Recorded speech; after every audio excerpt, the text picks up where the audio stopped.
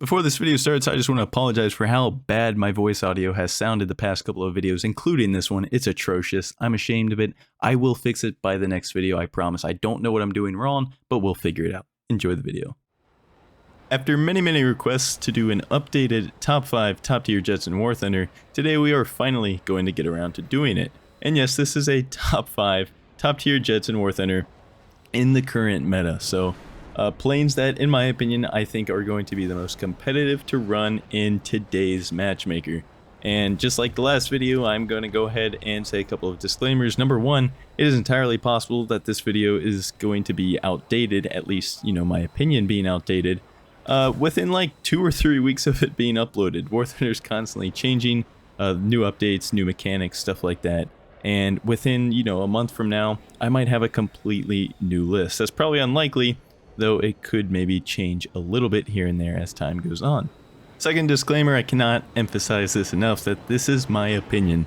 You guys are probably going to have a different top 5 list than me, which go ahead and comment that down below. I'm interested to hear what your guys are and your explanations behind them.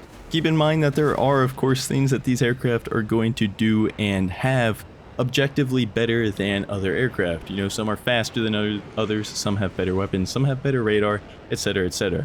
It's what do you value the most in your top tier plane that you think makes it the most effective vehicle for you, and that's where the whole subjective opinionated part comes in, and everybody's going to have different answers for that. So please try to keep all that in mind as you watch the rest of the video.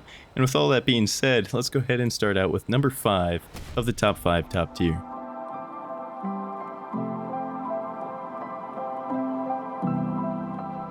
And here at number 5, I have the F-104S ASA. This is kind of a head scratcher maybe for a couple of you guys out there, because why would you have an F-104? Well, that's pretty much solely because of AIM-9Ls. I get it, this is an F-104. It's not exactly going to be a carry plane on paper, but the F-104, at least the ASA, carries 4 AIM-9Ls. Of course, you can carry the 2 Speed A missiles if you want to do that. Me personally, I just think that the AIM-9Ls are such good missiles right now that it kind of just single-handedly carries this plane, and mostly carries both the planes that they're actually on. They're on, of course, the 104 ASA and the Harrier GR7. It's a Harrier GR7 at 11.0, yet it's still kind of effective because of the fact that it has such good missiles. And you take the same line of thinking and logic with that Harrier, and then you put it on something that's actually supersonic, and you have a pretty lethal top tier weapon.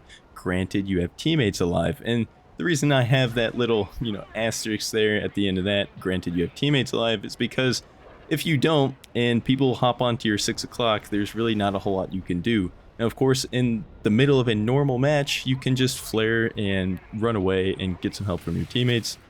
And then, of course, that's fine and dandy, but if somebody decides they want to kill you and they just latch onto your 6 the entire game and you don't have anyone around to help shake them off, you're not going to be doing anything about it. In the end of the day, it's still an F-104, it's still a bus, you cannot maneuver at all, and while the countermeasures are really nice, big change of pace from the F-104S that you unlocked just before this one, it's still not very defensible, whatever you call it. So I really like that it has the Vulcan. The Vulcan is absolutely huge in top tier, even after it's been nerfed considerably with the velocity and the realistic physics changes and whatnot. I think the Vulcan is still a very powerful weapon to have. The 4 AIM-9Ls are absolutely an extremely powerful weapon to have, kind of carries the plane. If it didn't have AIM-9Ls, it of course would not be on this list. And then, of course, the engine power is absolutely nuts. It goes about 1.2 on the deck, I believe, without the AIM-9Ls. I think if you have the AIM-9Ls on there, you're going to be around 1.15 on the deck. I don't know if it's just because of all the drag or what, or maybe I just don't know what I'm talking about and I forgot. Nonetheless, it's an extremely fast plane. Its acceleration is great.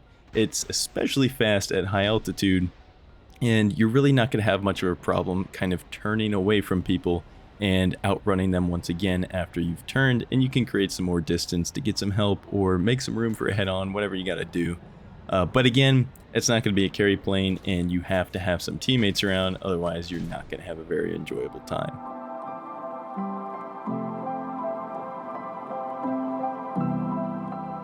Here at number 4, we of course have the MiG-23 MLD / MLA. I'm going to combine them because they're essentially the same plane, so I'm not going to have them take up both number 4 and number 3. That wouldn't make any sense, or I guess rather number 5 and number 4. So here we just have both of them, and the only difference is the MLD turns a little bit tighter, so it's got more angle of attack, it pulls harder, in exchange for less energy retention.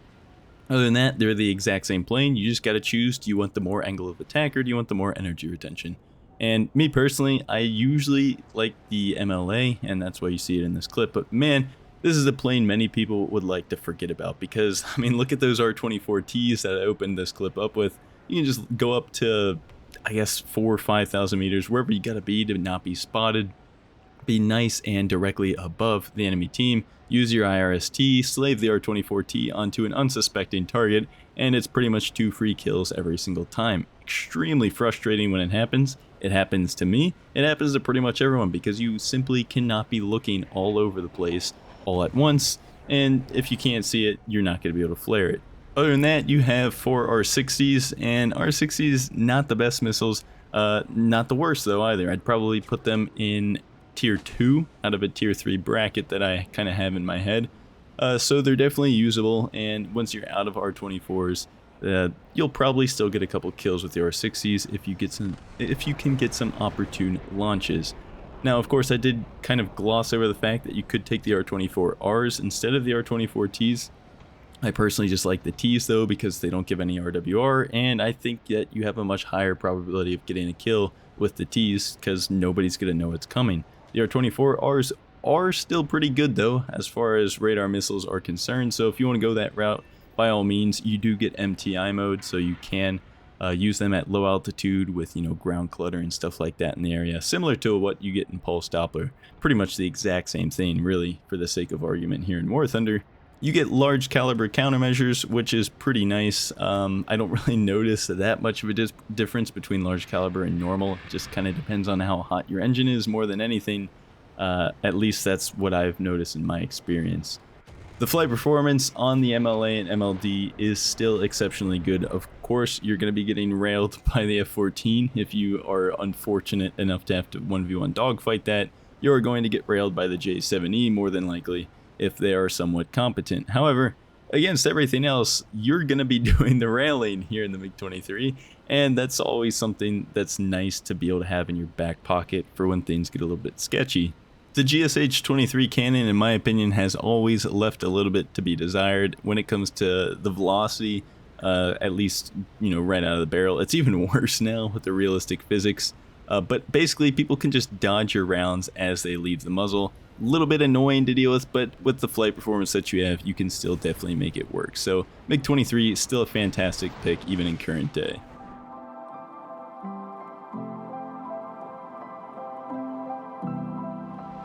The Mirage 2000 is a plane that I really enjoyed when it first came out. I don't enjoy it so much anymore. I mean, I don't dislike playing it, but it's just not the same as it was. Peep that little evasion tactic there. If you fly super low to the ground, the enemy radar missiles are not going to be able to hit you. So that's why I killed the F-14 and he didn't kill me. I just wanted to point that out in case you guys didn't know that.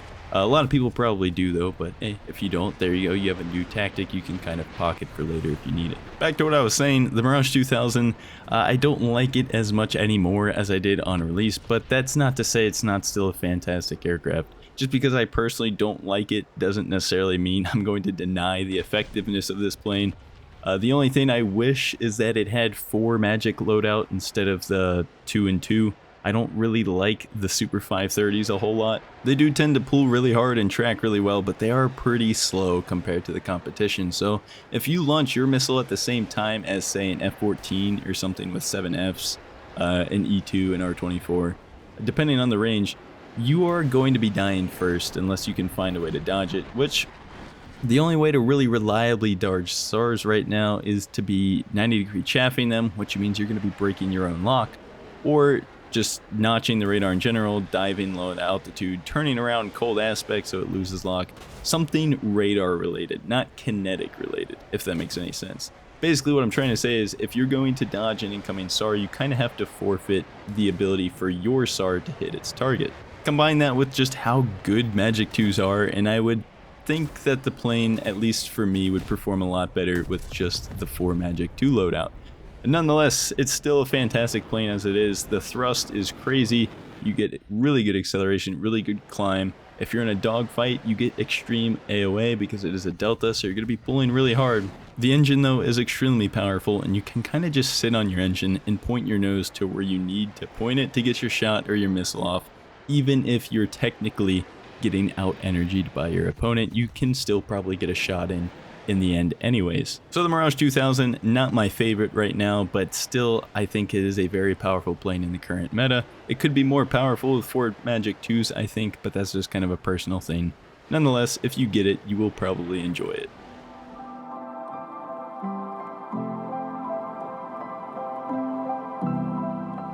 The F-14 at number 2 could maybe be a little bit controversial, and I got a little bit of explaining to do, I feel like, on this one, so hear me out before you start typing angry comments about how good the F-14 is.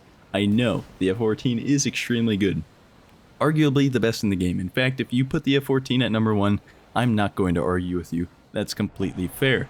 However, there is one big reason why I could not put the F-14 at number 1, and that is the fact that it literally can't flare half of the missiles at top tier and rear aspect without either dropping to 0 throttle, or you're just simply going to die anyways. If it's an AIM-9L, dropping to 0% throttle is not going to save you. If it's a Magic 2, dropping to 0% throttle is not going to save you. There are a lot of missiles that you're going to have to not only just cut burner, but go to like at least 50% engine power while flaring to actually be able to flare them from 6 o'clock aspect. And I don't care how good the F-14 is other than that, that is a huge deal for me. I don't want to have to deal with it. Call it skill issue if you want, that is just insanely annoying to have to worry about. It's kind of like going back to subsonics in the era where you don't have any countermeasures, you can't even break the sound barrier, yet you're facing top tier missiles basically like the R-60. That's kind of how it feels sometimes in the F-14, because the only way to deny some of these IR missiles from killing you is to make sure that they're not launched from your 6 o'clock, similar to what you would do in, say, an F-2 Sabre versus a Yak-38. You'd just turn your nose toward it so that it can't actually launch at you. Well, here in top tier, of course, that could still be launched at you, but at least that way you can flare it away. Other than that, I have absolutely no gripes with this plane. I do have a somewhat critical video of the F-14 that I posted not too long ago. If you haven't watched that, go ahead and watch it. And I was maybe a little bit hard on it, at least I maybe sounded hard on it. That's just because I wanted to talk about things that I think are a little bit unpopular, a little bit overlooked because there's so much hype around this plane that I think some people are kind of not considering some of the ways that the F-14 could be considered a little bit weaker than other planes in the game. I still think it is absolutely a number 2 plane, if not number 1. You know, if you like the SAR missile style of combat, if you can get around the fact that you can't flare some of the IR missiles, then absolutely this plane is a monster. You get a very good kit, except for the AIM-9Hs, which, you know, they could be better. I think they're kind of a bottom tier IR missile in my opinion. That's a topic for another video. I'm probably gonna have top 5 IR missiles coming out in a very, very short period of time here. So yeah, I'm not a fan of the AIM-9H at all, but the AIM-7F and the AIM-54A even got a buff recently to where it's actually a usable missile. I think it's a valid strategy now to take 1 or 2 Phoenixes with you every flyout. I used to say don't take any, just use all AIM-7Fs because the Phoenix was that bad.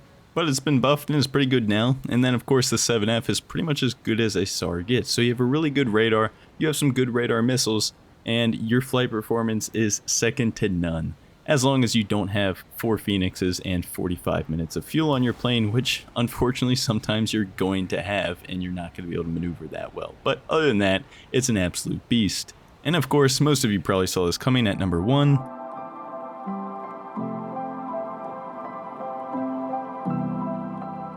Yes, the J7E, my favorite top tier in the game. I absolutely love this plane. This is the only top tier that I will consistently go to no matter how much I'm hitting top tier, which is pretty much all the time these days. I can still hop into the J7E and actually have a good time. Why is this? Well, it's because besides the F-14, this plane is unrivaled in flight performance. Now, unfortunately, you're going to have to be fighting F-14s rather frequently when you play the J7E. And on paper, the F-14 is going to win that most all of the time. You'd have to be a really good J7 player, and your F-14 would have to be not as experienced as he could be. It is close, don't get me wrong, the J7 could absolutely win, but I think with equal pilot skill, the F-14 is going to win that. The one caveat there, and it's a pretty big one, is that the F-14 is almost always going to have more fuel and a heavy loadout of missiles on it. And as long as you can fight the F-14 kind of early, and maybe you've drained a little bit of fuel more than him anyways, you could probably out-dogfight an F-14 in a random battle. So just a quick recap of what I just said, in case you guys are trying to figure out what kind of mental gymnastics I just threw at you. In theory, the F-14 should pretty much always beat the J7 1 versus 1, but in practice, in a real air RB game, the J7 has a much better chance than you would think. Name any other plane in the game besides the F-14 and the J7 is going to absolutely take a dump on its front porch if they get into a 1 versus 1 dogfight. Now there's a bunch of Viggen players out there that are going to tell me I'm wrong and how good that the Viggen is, but it's just not. It can't beat the J7. I'm sorry. That's just the way it is. I'm not trying to say that the Viggen's a bad plane. That's not all what I'm trying to say. I'm just saying that there are a lot of people out there that love the Viggen so much that they're just willing to spread complete disinformation and say that it can out dogfight everything in the game, and this is just not the case. But moving on from that, what else do you have with the J7E? Well, you have 4 PL5s, and I think that this is one of, well, the two-parter. The first part is the flight performance, and the second part is these PL5 missiles. These are one of, if not my favorite missiles in the game, because they are 30G, super high, like FOV seekers, so that you can lead the missile very, very well. They accelerate extremely quickly, and they have very long range with a very short burn time. And so it's basically, you could think of it as a very miniature R-24R, at least in the sense of how you're going to use them. Now, of course, it's not all aspect, and of course, it does not have the 6-kilometer range. However, it is damn close. 4 to 5 kilometer shots is not unheard of at all with the PL5. That's actually pretty common. Depending on what altitude, you could even stretch it to like 6 kilometers. Pretty cracked missile for how small of a motor burn it has. And because it has such a small motor burn, the missile diamond on the screen goes away very, very quickly. So there's a very small window in which your target is going to actually be able to see whether or not you've launched a missile at them. And you have such long legs on these missiles that you can shoot somebody very far away that probably hasn't even seen you in the first place. And if they do end up seeing you, they must have seen you in the time span of that missile actually burning. Otherwise, they're going to have no idea that it's coming. And more often than not, they don't. And they end up just blowing up and they go, where was that missile? Freaking ghost missile. I couldn't see it. I couldn't flare it, whatever. Well, yeah, that's just because that's how it is. And it's pretty freaking awesome to use. Me personally, I think that the strongest planes in the game, at least the way War Thunder works right now, are going to be planes with very good flight performance and very good IR missiles. And that's exactly what you get with the J7. And I think that's also why it can be so strong in a normal game of Air RB. Quick little side note, you also get a very healthy amount of countermeasure drops and a very small IR signature, so you are very survivable when it comes to flaring away missiles. I'm going to leave you with this clip right here because I think it demonstrates just the strengths I'm talking about when you have good IR missiles. These guys didn't have a chance. They had no idea this was coming. If it was a radar missile, they'd have heard RWR, been able to take appropriate defensive measures, but they didn't get RWR and so they're dead. That's going to do it for this top 5 top tier. Let me know what you guys think in the comments below. I hope you enjoyed the video and I hope I'll see you on the next one.